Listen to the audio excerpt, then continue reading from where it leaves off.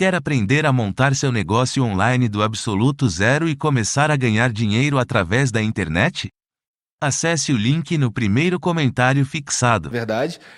Dá para perceber ali que o Lula, mais do que o Bolsonaro, o Lula tá jogando meio parado, deixando o Bolsonaro ali, porra, se queimando sozinho e tal. E tu vem mesmo por fora nessa história aí. E tem gente que diz, inclusive, que tu algo assim.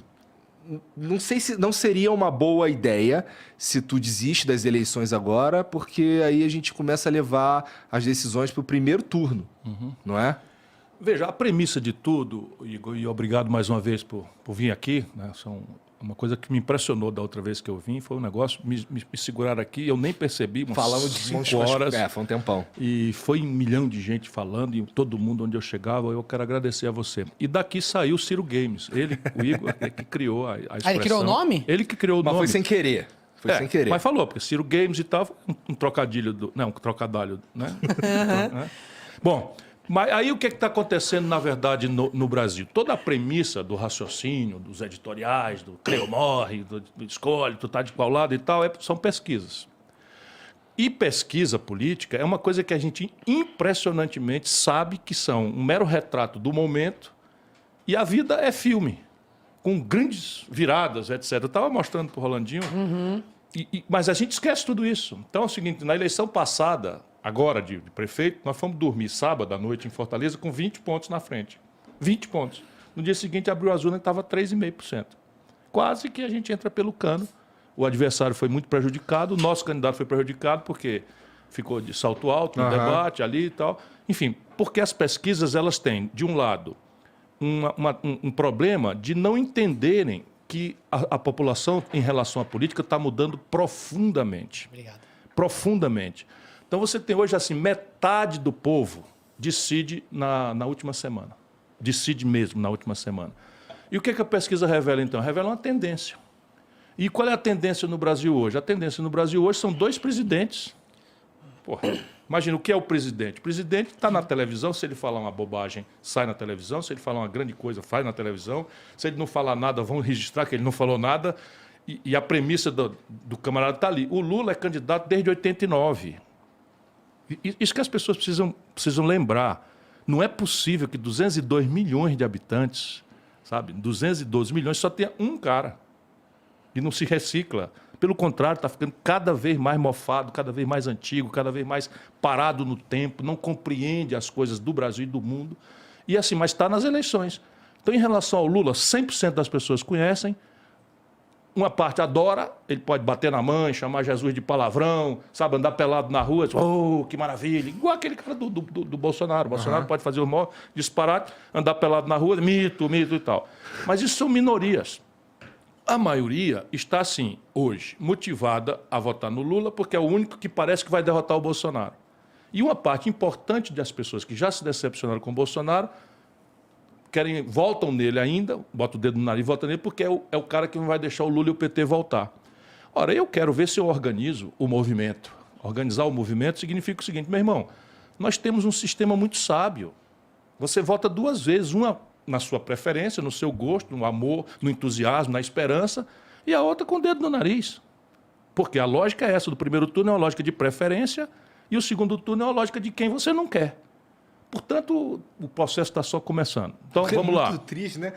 Assim, é muito triste, triste. É muito real, e eu nem sei se tem uma perspectiva de mudar. Mas realmente o segundo turno é quem eu não quero. Quem eu não quero. E o processo eleitoral, eu acho que essa é a maior virtude. Ele já é em 2 turnos. A sabedoria é essa. Assim, subverter o processo eleitoral é justamente desvalorizar esse esquema que ele faz. Agora, né? deixa eu dizer para vocês com a minha experiência. A minha experiência é o seguinte, essas coisas têm um interesse envolvido. Você tem no Brasil um grande sistema.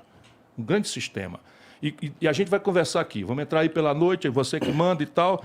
E eu vou lhe provar, a tese hoje vai ser essa, vou lhe provar que rodou, cai no interesse do sistema. Rodou por aqui, rodou por acolá, cai no interesse do sistema. Petrobras, preço do gasolina, preço do gás, rodou, caiu no sistema. Aí, como é? Teto de gasto, cai no sistema. Juro alto, inadimplência, todo mundo quebrado, não sei o que e tal, cai no sistema. E o sistema político rendeu-se, se vendeu a isso. Os 2 lados. Porque, repare, vamos fazer uma pergunta para a inteligência do espectador do Flow. Existiria o Bolsonaro se não fosse a crise econômica e a crise moral que o Lula e o PT produziram no Brasil? É uma pergunta simples, para a nossa inteligência. Eu acho que não. E se existisse, não sobreviveria por muito tempo. Não, porque eu ele é acho que uma o Pega- Eu farsa. acho que o próprio Lula perderia para Bolsonaro em 2018. Mas nenhuma sabe? dúvida resta disso. Eles inventam. Quem ressuscitou o Lula, porque o nosso povo é generoso, quem ressuscitou o Lula politicamente foi o Sérgio Moro, com as arbitrariedades que cometeu. Sim. Mas nas antecedências daquilo, você tem toda a razão. Quem é de São Paulo e tem um pouquinho mais de idade, o Lula estava pagando o pato que o Maluf pagou pelo Pita. Pato, Pita, ficou até engraçado aqui. O que era? A Dilma, que tinha sido um dedaço do Lula, ninguém sabia quem era, e o Lula foi lá, impôs a Dilma num conchavo com o Michel Temer, que está repetindo agora, pega um cara do outro lado, como está fazendo com o Alckmin, e aí bota a Dilma, desastrou o país, sob o ponto de vista econômico, e depois a crise política que derivou do impeachment. Resultado prático, quem ficou responsável, claro que era o responsável por aquilo, era o Lula. Sabe quanto é que ele estava? 16% nas pesquisas. Aí o Sérgio Moro começa, vai para cá, vai para lá, e a população começa, o povo brasileiro tem dó, Bolsonaro levou uma facada, pronto. Tal. O que é uma virtude, mas na política é um desastre, sabe? Se a gente não votar, sabe, com a cabeça, isso é a minha campanha. Mas Minha campanha é votar pensando na inteligência. E a questão básica é a seguinte, o tamanho da crise brasileira, a renitência dela no tempo, a complexidade dela, não pode dizer que foi o Bolsonaro que produziu. O Bolsonaro não deu conta de resolver, está agravando tudo. É um macaco numa casa de louça, é um desastrado, ok. Mas essa crise quem produziu foi o Lula e o PT. Ó, lá no começo, quando você começou a falar, você falou que o Lula parou no tempo, tudo mais, tá mofando e tal. Cara, eu tenho... Você acha que, pra começar, você acha que o Alckmin, ele tá no mesmo saco que o Temer? No mesmo saco ideológico, sem dúvida. Você acha que ele não é um pouquinho mais...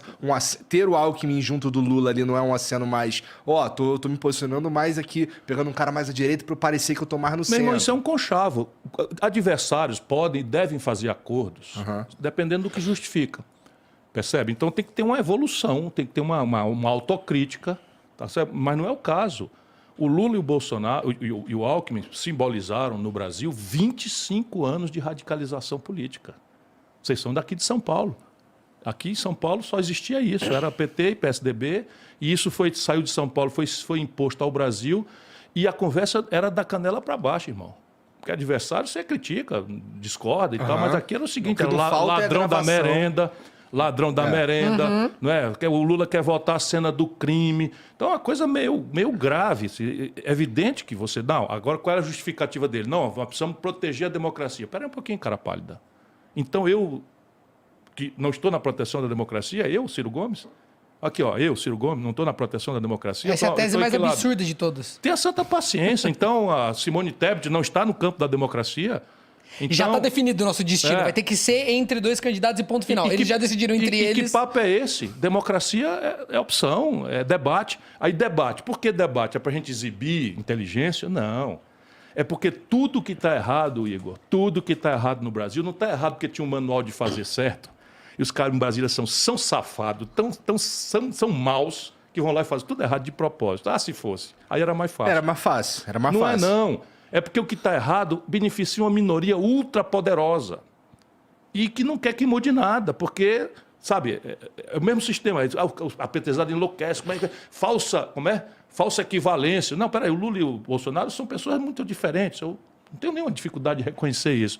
Mas o que estou falando aqui é do sistema de economia, a economia brasileira. Como é que se organiza o sistema econômico? É rigorosamente o mesmo modelo. Tu acha que tanto faz para essa Estou te dizendo, aí? Câmbio flutuante, superávit primário, meta de inflação, tudo rigorosamente igual, desde o Fernando Henrique até aqui. E falando desse serviço, a gente está falando de pesquisa, eu fico pensando muito sobre isso. Eu não sou estatístico, sou interessado, né?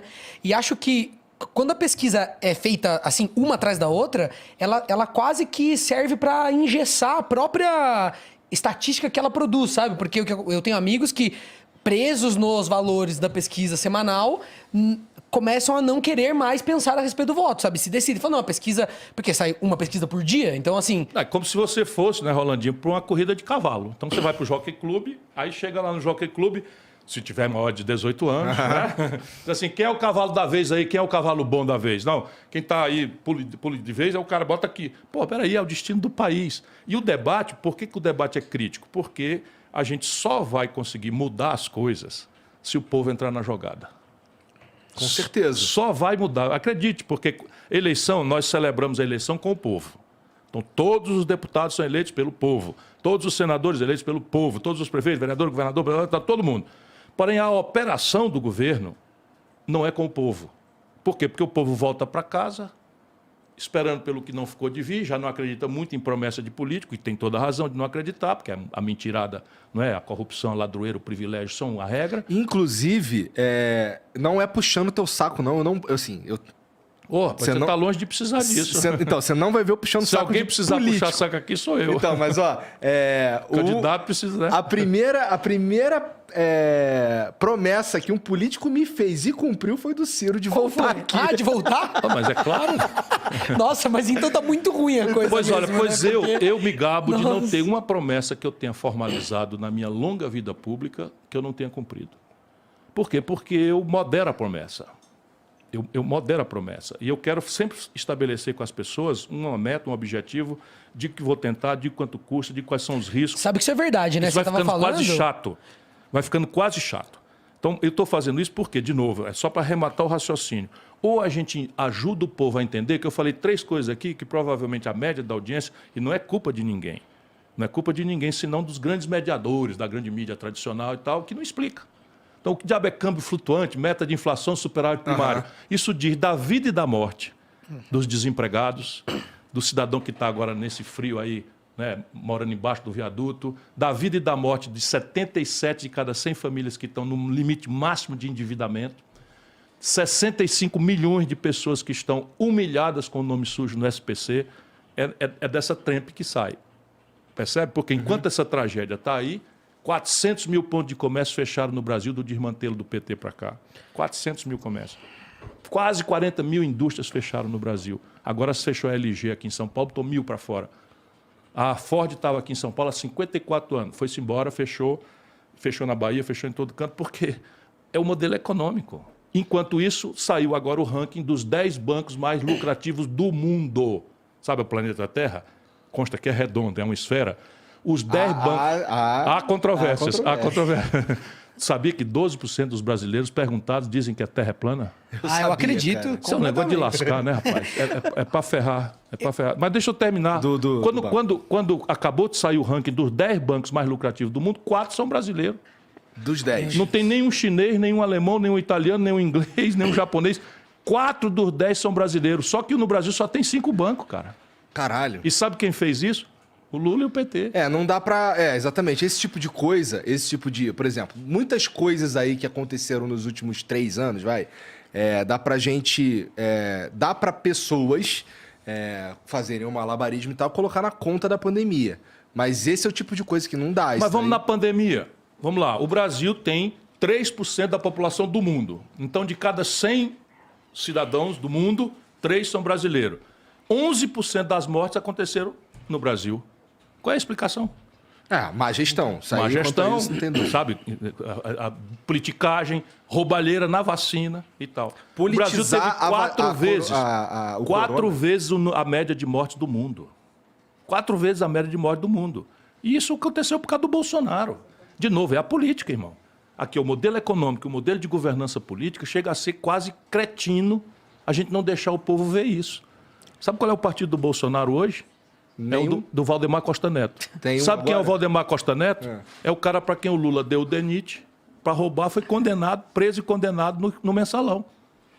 Percebe? O cara que estava com o Lula no Mensalão, roubando no DENIT, agora é o presidente do partido do Bolsonaro. O cara que entrou contra tudo que estava aí, correu no primeiro momento para se afiliar com... Percebe? Mas se você olhar, assim, eles estavam com o Collor. Depois, se você olhar, ele estava com o Fernando Henrique, caramba. Então, mas isso que é importante, que eu queria dizer, porque quando eu conheci o Ciro, é engraçado, né? Que eu tenho 28 anos, né? E aí eu tava na universidade. Inveja. Eu fiz o Fiscar, depois eu fiz USP, não consegui terminar as faculdades, infelizmente. Infelizmente não, felizmente, por causa do trabalho. Mas eu tava formando, assim, minha consciência política. Eu era mais de esquerda, né? E lá na universidade, na convivência, eu fui... E aí, na eleição de 2018, um pouco antes eu esbarrei nos vídeos do Ciro.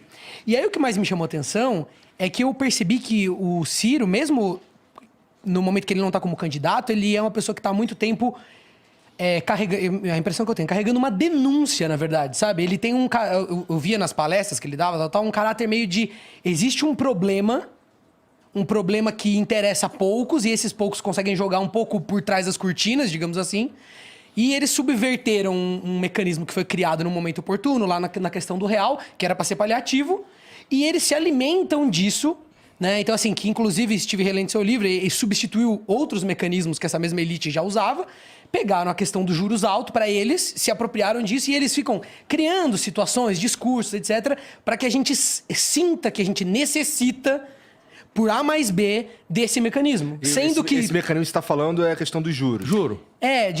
Enfim, o Ciro sabe explicar melhor do que eu, mas assim, o meu ponto com isso tudo é que isso me chamou muita atenção. E aí, acompanhando a trajetória política do Ciro, eu percebo que ele nunca abre mão disso. E isso é uma coisa que eu também tô aqui, eu tenho um monte de pergunta aqui. Manda ver, que manda ver. Eu já declarei meu voto no Ciro, mas eu tenho dúvidas e acho que tem lugares onde a gente talvez discorde. Eu quero saber o porquê que ele discorda de mim. Manda ver. Mas isso é uma coisa que foi decisiva pra mim e apoiar de verdade. Porque mesmo em situações onde ele tinha tudo a perder, digamos assim, no momento onde os outros fazem conchavo, que eles sabem que o poder econômico, digamos assim, vai financiar as campanhas, vai apertar a mão depois da eleição, vai ajudar a viabilizar, né, os projetos, ele faz questão de ser vocal antes.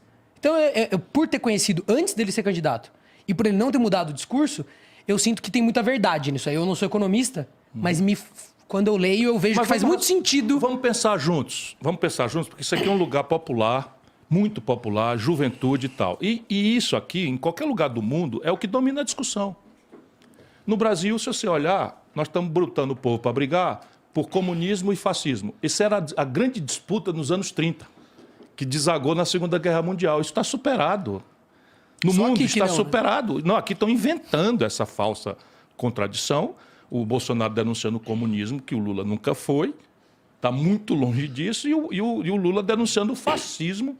O Bolsonaro frequenta aí um delírio e tal, mas não tem a menor condição prática e objetiva.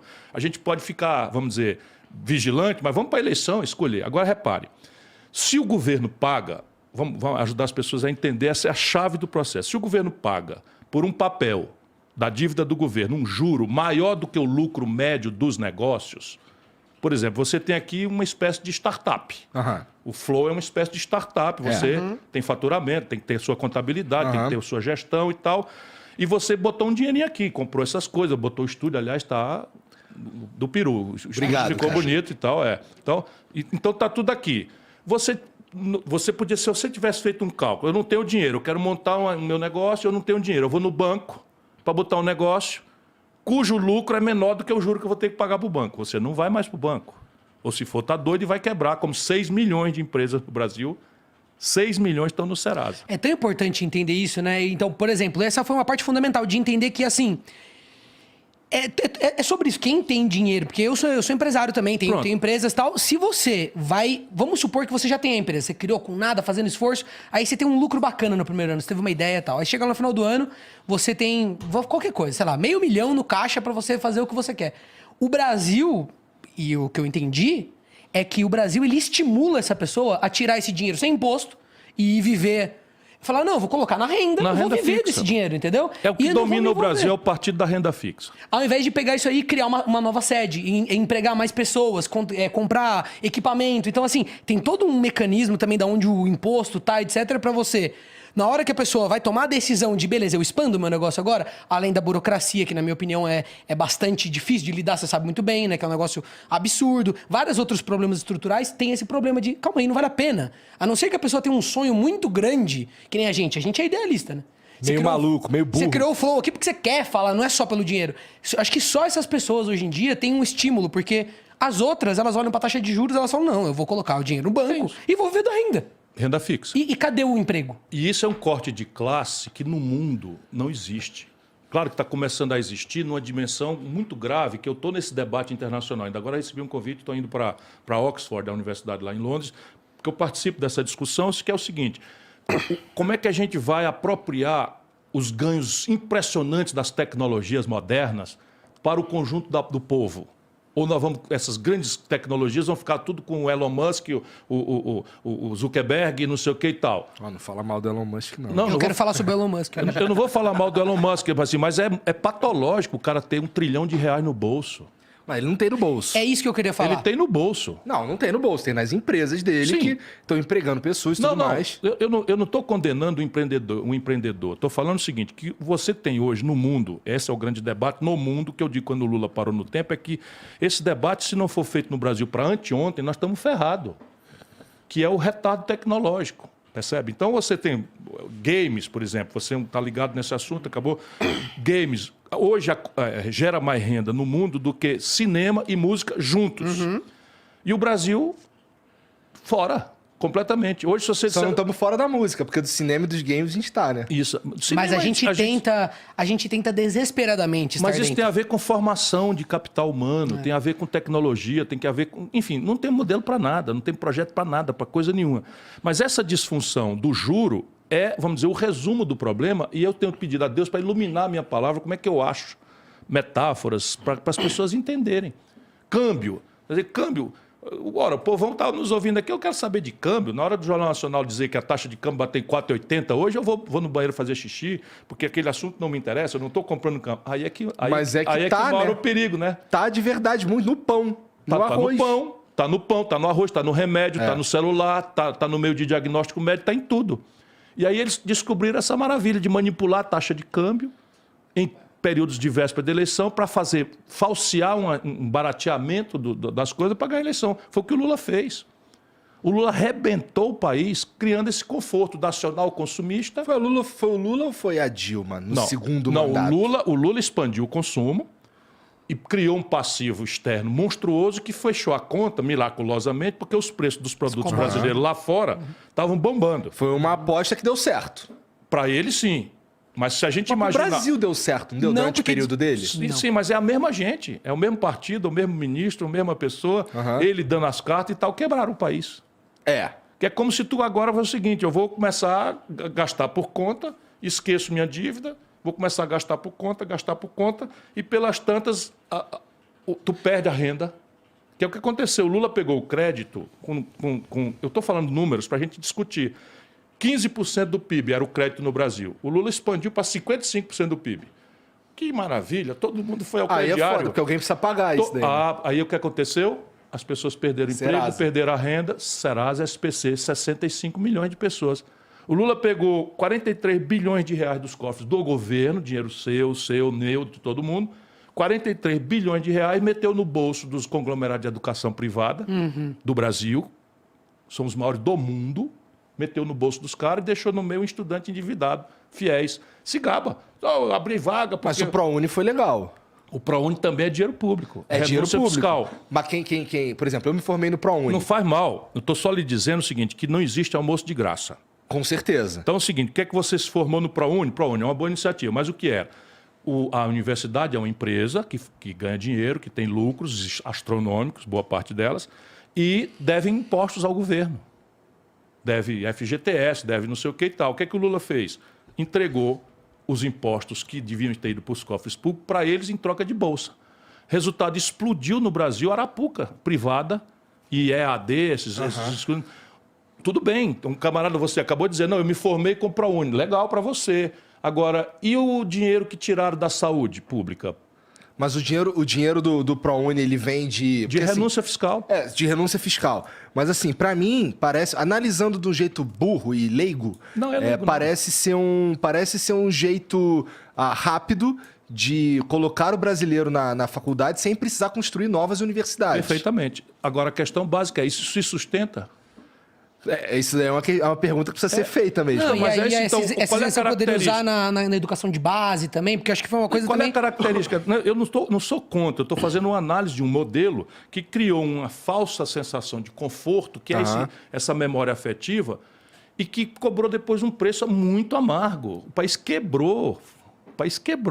A conta veio. Então, a expansão do crédito virou inadimplência das empresas e das famílias. 77,8 de cada 100 famílias brasileiras, estatística permite você fazer 0,8 famílias, mas assim, 77 de cada 100 famílias estão endividadas com recorde de endividamento. Ciro, e esse consumo, na época, conseguiu ser convertido, por exemplo, para um aquecimento da nossa indústria? Não, tudo importado. Porque esse é o Destruir problema. a indústria brasileira manipulando a taxa de câmbio. Porque se aumentou o consumo, porque você falou assim, essa foi uma época boa. Então, acho que depende da análise. Sim, acho que essas famílias que eram pobres, que tiveram um aumento, né, do poder de compra, isso com certeza impactou positivamente a vida delas e tiveram acesso que nunca tiveram. Sim. Mas, ao mesmo tempo, a desindustrialização corroeu o emprego deles. Então, na hora que essa onda passou, essas pessoas ficaram... E aí veio um monte de tentativas de tentar... E dava pra gente manter tudo isso daí e fomentar a indústria brasileira ao mesmo tempo? Essa é a base da minha ideia, da proposta. Eu tô relativamente familiarizado com a tua ideia. Veja, então vamos pegar o exemplo prático. Em 1980, do ponto de vista do tempo histórico, eu estou falando de ontem, tá? Em 1980, 1/3 da riqueza do Brasil era produzido nas indústrias. Por que isso é importante? Porque a indústria paga os melhores salários, recolhe o maior volume de impostos para financiar boas políticas de segurança, de educação, de saúde, isso não é mentira, você dizer que vai fazer isso sem dizer de onde vem o dinheiro, e agrega valor na exportação para o estrangeiro, traz dólares para o país para pagar a conta daquilo que a gente não sabe fazer aqui dentro. Então, indústria é fundamental e a economia moderna do conhecimento, a economia digital, na verdade são serviços ultra sofisticados baseados na indústria. Então, sem essa indústria também você não dá o passo seguinte, que é a economia do conhecimento, do mundo digital, etc, etc. Você não dá esse passo se não tiver a base industrial aqui. Então, em 1980, 1/3 da riqueza do Brasil era industrial. Hoje, caiu para 9%. Porra! Na data, em 1980, presta atenção, irmão, para você ver, porque um país é uma coisa para se administrar... Mas, assim, você falou que agora a gente caiu para 9%. 9%. Nós destruímos, a maior destruição. Tem um professor... Foi uma destruição da ou foram indústria outras brasileira. coisas que começaram a dar mais dinheiro? Não, a destruição. Eu vou te dar números para a gente espancar a insônia aí da turma. Tá. Tá? Então, veja, a China, nessa data, era 1/6 do Brasil. Só que a China já tinha 800 milhões de habitantes e o Brasil estava ali com 150 milhões de habitantes. Nós éramos muito mais ricos relativamente do que a China. Meu irmão, a China hoje está descambando para 20 vezes o Brasil. Quem está certo, eles ou nós? Foi destruição mesmo da indústria brasileira. Tem um estudo de um professor coreano que identifica como o maior episódio de destruição industrial da história do capitalismo mundial. O que precisa ser feito para destruir as empresas do Brasil? De novo, aquela história, câmbio, juros são as principais questões, sistema tributário... Deixa eu te dar o número. Quando você tem um câmbio manipulado, a proporção... Eu quero ver se eu acho um jeito de explicar. Para você é simples, eu quero ver para a gente subir a favela. Se o povo entender isso, a gente vira o jogo. Quando você não compra dólar, nós já entendemos isso, mas você compra pão, e pão é feito de trigo, o trigo o Brasil tem que trazer do estrangeiro, paga em dólar. Se o dólar está alto, o pão fica mais caro. O pão fica mais caro. O remédio é trazido do estrangeiro, fica mais caro. O celular fica mais caro, o game fica mais caro. E isso se traduz numa inflação. E aí vem uma inflação que não é de demanda, é de custo. Então, aumenta o custo. E eles atiram com juros sem... Enfim, mas vamos voltar aqui. Quando o inverso acontece, quando a minha moeda se valoriza muito, o dólar se desvaloriza muito, eu tenho uma sensação de conforto. Isso pode ser conseguido de duas formas. De uma forma sadia, qual é? Eu tenho um produto industrial poderoso, vendo lá fora, ganho muito dólar. Quando eu ganho muito dólar, a minha moeda se valoriza e eu fico sólido e isso ninguém vai me tomar. Ou eu faço o que eles estão fazendo. Eu boto o juro, de novo. Eu boto o juro lá em cima e aí pego o balanço de pagamento do país e uma montanha de dólar do estrangeiro, que eles chamam de capital motel, só para passar uma noite. No juro brasileiro, que é assim, o mundo lá o juro é negativo, ou seja, se você fosse um americano, você ia tomar dinheiro emprestado no banco e ia pagar 2% de juro ao ano. E no Brasil tu vai ganhar muito mais. Tu paga 50% de juro ao ano se for um credor de primeira linha. Certo? 50%. Mas se tu for no crédito pessoal, tu vai pagar 320% de juros. Isso é tão importante entender o fato de que quando eles aumentam a taxa de juros, com a prerrogativa de que vai vir investimento, vai vir dinheiro. E aí esse dinheiro não vem para abrir nada, não vem para abrir fábrica, nem loja, nem serviço, nem nada. Ele vem para especular no juro brasileiro overnight, ou seja, capital motel. Vem para cá, aplica e vai ganhando juro do Brasil, e na hora que tem qualquer soluço, vai embora. E isso é o que explica porque que o Brasil vai e quebra. Tá certo? E o Lula, só para você ter uma ideia, o Lula tomou posse, o desastre desse modelo com o Fernando Henrique já tinha acontecido. A taxa de câmbio, se fosse em dezembro agora, passado, eu fiz o cálculo, mas isso não mudou muito não, seria hoje R$ 9,20. Só para você ter uma ideia, hoje está R$ 4,80. A valor constante, se o Lula tivesse tomando posse em dezembro agora, a taxa de câmbio estaria R$ 9,20. 8 anos depois, já com a inflação dentro, ele entrega para Dilma 1,75.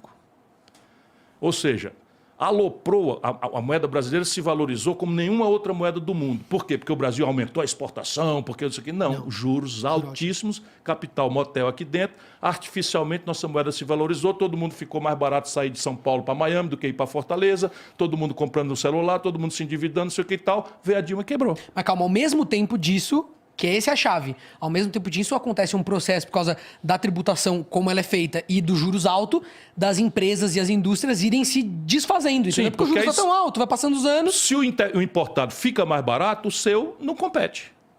Você tem problemas, como ele está falando, o sistema tributário caótico, que é o mesmo.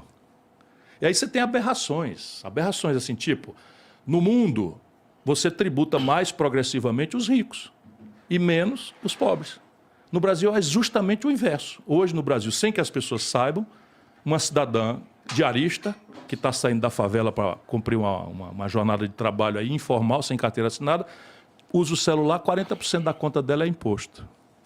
E um super rico não paga nada. Não, e assim, é muito mais cruel também, porque assim, você está falando de uma conta de celular, mas comprar um shampoo, Sim. eu vou pagar o mesmo imposto que o cara que tá fudido pra caralho. Por isso que o mais eficiente seria a gente... Porque eu entendo que quando o imposto... Tem jeito essa porra? Claro que tem. Tem que ter, porque o que acontece? nosso problema- Já é feito em outros países, tá entendendo? Aí Essa questão de colocar o imposto muito no consumo, e aí depois na hora de tributar o lucro, que a gente não tributa das empresas, faz o quê? Até do ponto de vista de quem tá empreendendo, você fala assim, não, eu não vou ficar comprando computador, não vou ficar comprando... Eu não vou enriquecer o serviço que eu presto. Eu vou querer tirar tudo limpo, o máximo possível, sucateando o serviço, fazendo o mínimo. Porque daí eu tiro tudo limpo, e aí nisso não incide o imposto...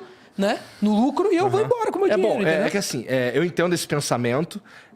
Não acho que. Eu espero que ele não seja tão comum quanto a gente tá fazendo parecer. É que Não, é uma coisa desculpa. inconsciente. Tecnicamente, essa é a grande chave do Brasil. Tecnicamente, não tem mistério. E eu chamo em meu socorro duas coisas que podem ser conferidas. Qualquer pessoa que esteja aí duvidando e tal, porque normalmente as pessoas têm dúvida se é possível. Você acabou de dizer, tem jeito essa chibata? Tem jeito e tal? Tem. Tecnicamente, não tem muito mistério. De onde é que eu tiro essa segurança de parecer simples, uma coisa que não parece à maioria das pessoas tão simples?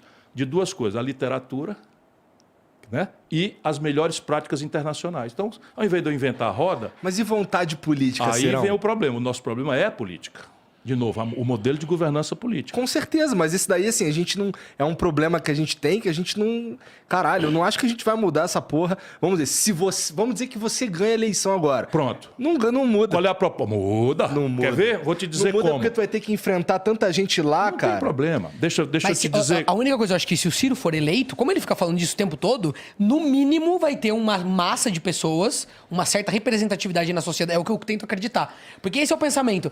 Se as pessoas não estiverem por dentro, eu tenho até uma pergunta sobre isso, que é a questão da esquerda e da esquerda. Eu sinto que a esquerda moderna, jovem brasileira, óbvio que não é todo mundo, mas é uma porcentagem dela, ela é muito estética. Ela discute, a discussão da esquerda tá muito em pautas identitárias, são importantes e tudo, mas quando você quer discutir isso, eles fogem, ou eles não sabem, ou eles não se interessam, você tá entendendo? Enquanto que a direita jovem... Tô falando de uma galera que eu assisto no TikTok, inteligente, umas pessoas que leem, tal. Eu sinto que eles, por mais que estejam equivocados em algumas coisas, é uma sensação minha, queria até saber se é uma sensação sua. Correto. Eles são mais interessados nos problemas práticos, é o que eu vejo. Sim. Eu acompanho gente de esquerda e gente de direita, minha timeline é uma loucura.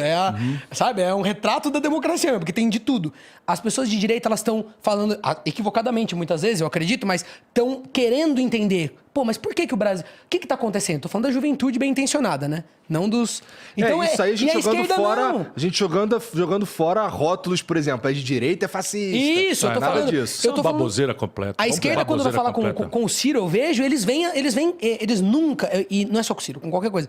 Eu sinto que hoje em dia, é uma crítica minha, e eu não encontro pares muito pra falar, gente, a gente tem que ser uma esquerda consciente de saber que o problema do Brasil, tudo bem, é moral, é ético, tem a questão identitária enfim, que é importante. Mas O Brasil a gente tem outros problemas. Mas, gente, como que a esquerda não tá vocalizando o problema absurdo de ter uma elite vivendo de uma taxa de juros que não é praticada no planeta inteiro? Ah, não, mas a esquerda tá preocupada. Por quê? Porque isso... traz fama, porque isso é um papo muito mais palatável. É a minha opinião. Eu acho que isso atrai muito mais o público. Você tem lá uma base de jovens, você vai ficar explicando taxa de juros para o seu público? Não, você vai falar do que o público jovem vê nos filmes, vê representado, sabe, na cultura. Mas isso, Rolandinho, nós não devemos sofrer mais do que já estamos. Embora eu queira voltar na ideia de que é possível, tá certo? Mudar, e eu tenho uma proposta objetiva, como todas as minhas, para ser criticada, julgada, mas, enfim. Mas isso é um fenômeno que acontece internacional. Quando morre o marxismo-leninismo como prática revolucionária, extingue-se a União Soviética, cai o Muro de Berlim, não é? Você tem uma desmoralização daquele manual do revolucionário, que bastava você aprender ali 4 slogans e você tinha uma segurança religiosa. Eu sou dessa geração. Eu era crítico, mas para ser crítico eu tinha que estudar. Eu tinha que ler Karl Marx, eu tinha que entender aquela porra difícil pra cacete, que é um livro difícil de entender, e perguntar aos professores, para ser crítico. Porque era uma geração que era induzida a aprofundar se tivesse interesse no apetite da militância. Hoje os caras não concordam, não lê e foda-se. E foda-se, e acabou, e pronto. Não tem gente que diz que a Terra é plana e acabou. Pronto.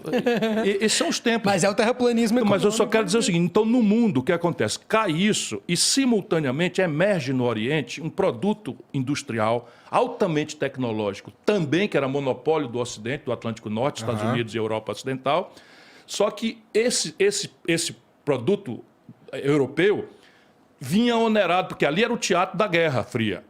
Ali é que as ogivas nucleares estavam apontadas. Então está aí essa porcaria acontecendo de novo, que a Europa não aprende nunca. Estava ali. Então eles desenvolveram uma espécie de sincretismo entre o socialismo e o liberalismo, o capitalismo, que é a social-democracia, o welfare state. Para que esse welfare, o estado de bem-estar social, oferecesse equidade, que era o grande apelo ideal do socialismo, era, conciliando com a iniciativa privada, era preciso financiar isso. E esse financiamento ficou muito caro.